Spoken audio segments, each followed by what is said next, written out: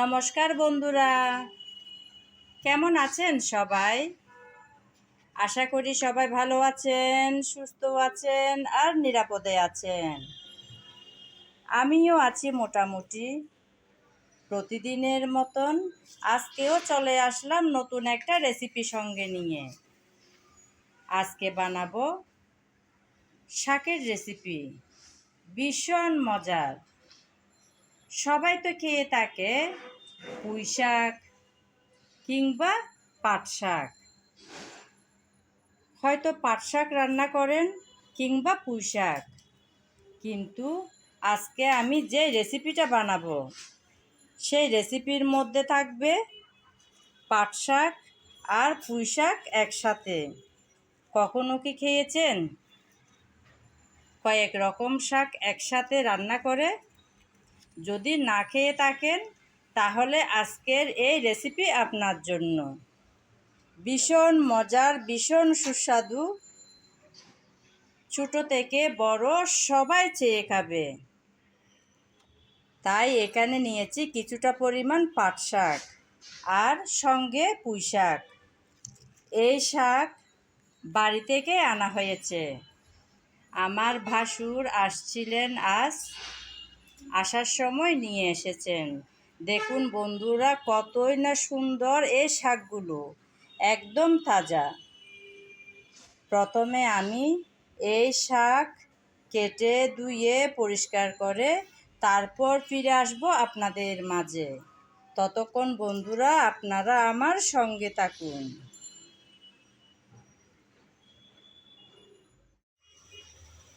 শাক কেটে ধুয়ে পরিষ্কার করে নিলাম। এখন চলে যাব রান্নায়। আজকের শাক রান্না করব আমি চিংড়ি দিয়ে, তাই নিয়েছি কিছুটা পরিমাণ চিংড়ি, সঙ্গে লবণ আর হলুদ দিয়েছি, কারণ প্রথমে চিংড়িগুলো ভেজে নেব তাই। রান্নাটা বসানোর জন্য চুলার উপর দিয়ে দিলাম একটা প্যান, তাতে দিয়ে দিলাম কিছুটা পরিমাণ তেল। তেল হালকা গরম হয়ে আসছে, সেই গরম তেলে দিয়ে দিলাম রসুন কুচি,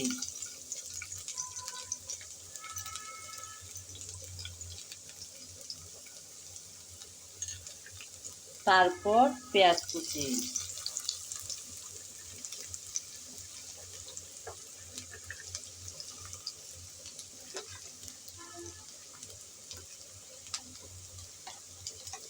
রসুন আর পেঁয়াজ কুচি দিয়ে ভালোভাবে নেড়ে চেড়ে ব্রাউন কালার করে ভেজে নেব।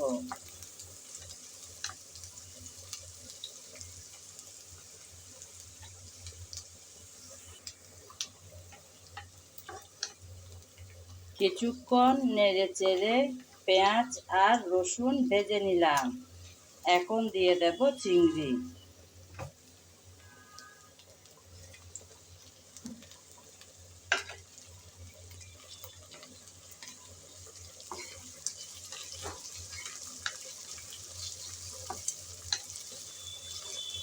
চিংড়িগুলো নেড়ে চেড়ে ভালোভাবে ভেজে নিতে হবে।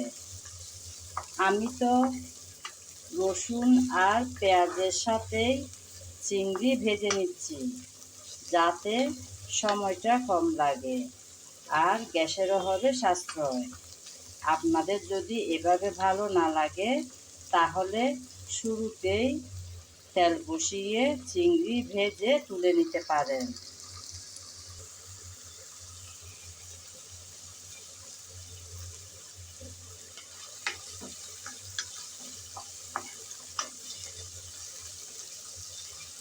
কিছুক্ষণ নেড়ে চেড়ে চিংড়ি ভেজে নিলাম।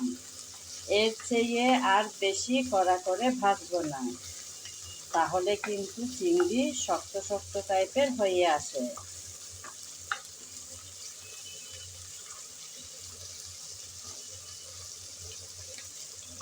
এখন আমি দিয়ে দেব কিছুটা মশলা রেখেছি, সেগুলো আমি রাখলাম মরিচ, হলুদ, জিরা আর লবণ।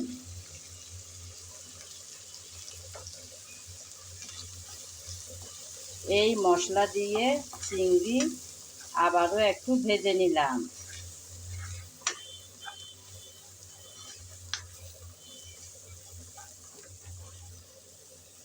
এখন দিয়ে দেব কিছুটা পানি।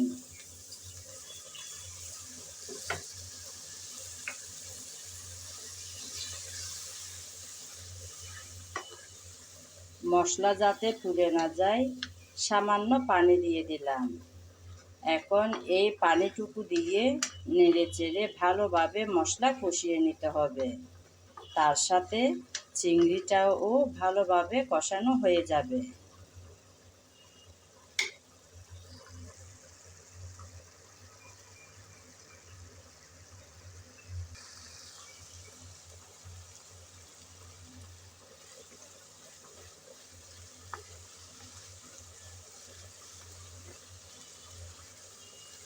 কিছুক্ষণ সময় নিয়ে মশলা ভালোভাবে কষিয়ে নিলাম। চিংড়ি আর মশলা থেকে তেল কিন্তু আলাদা হয়ে আসলো। এভাবে মশলা আলাদা হয়ে গেলে বুঝে নিতে হবে মশলা ভালোভাবে কষানো হয়ে গেছে। তাই আমি নেড়েচেড়ে একটু মিশিয়ে নিলাম। এখন দিয়ে দেব আগে থেকে রেডি করে রাখা শাক।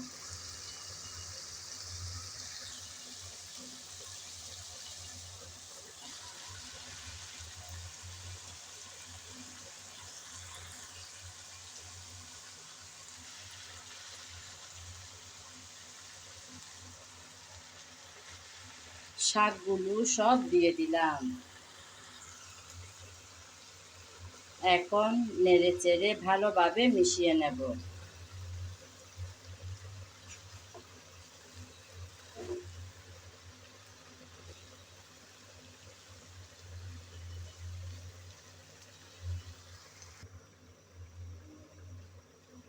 নেড়েচেড়ে শাক ভালোভাবে একটু মিশিয়ে নিলাম। এখন ঢাকনা দিয়ে কিছুক্ষণ বসিয়ে রাখবো চুলায়। নেড়েচেড়ে ভালোভাবে শাক আমি মিশিয়ে নিলাম। দেখুন অনেকটাই কিন্তু নিচে নেমে গেল শাক। এখন আমি দিয়ে দেব কিছুটা পরিমাণ পানি। পানি যদি আমি শুরুতে দিয়ে দিতাম তাহলে হয়তো বেশি হয়ে যেত, কারণ শাক দেখতে অনেকটাই ছিল। রান্নায় দেওয়ার পর একটু নেড়েচেড়ে যখন মিশিয়ে নিয়েছি অনেকটাই কমে আসছে এই শাক। সেজন্য আমি ভালোভাবে আন্দাজটা বুঝে নেওয়ার জন্য এই পর্যায়ে এসে পানিটা দিলাম। এখন কিছুক্ষণ ঢেকে রান্না করে নেব। কিছুটা পানি দিয়ে নেড়েচেড়ে মিশিয়ে তারপর দিয়ে দিলাম ঢাকনা।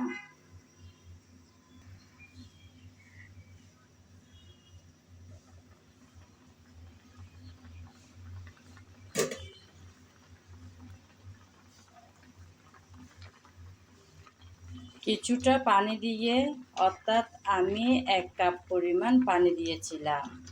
পানিটা দিয়ে ঢাকনা দিয়ে কিছুক্ষণ রান্না করে নিয়েছি। শাক অনেকটাই নরম হয়ে আসছে। আপনারা তো নিশ্চয়ই জানেন শাক রান্না করতে খুব বেশি সময় লাগে না। আমি এখন কিছুক্ষণ পর এসে ঢাকনা উল্টিয়ে একটু নেড়েচেড়ে মিশিয়ে নিলাম। আমার রান্না প্রায় শেষের দিকে। নেড়েচেড়ে মিশিয়ে নেওয়ার পর আবারও 3-4 মিনিটের জন্য ঢেকে রাখলাম।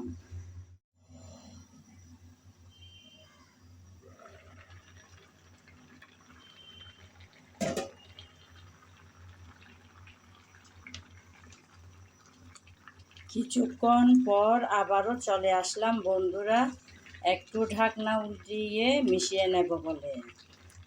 আমার রান্না কিন্তু একদম রেডি। শাকের কালারটা একদম চেঞ্জ হয়ে আসছে, তবে ভীষণ সুন্দর আছে এই শাকের কালার। খুব সুন্দর ছিল, শাকগুলো একদম তাজা, বাড়ি থেকে এনেছিল আমার ভাসুর।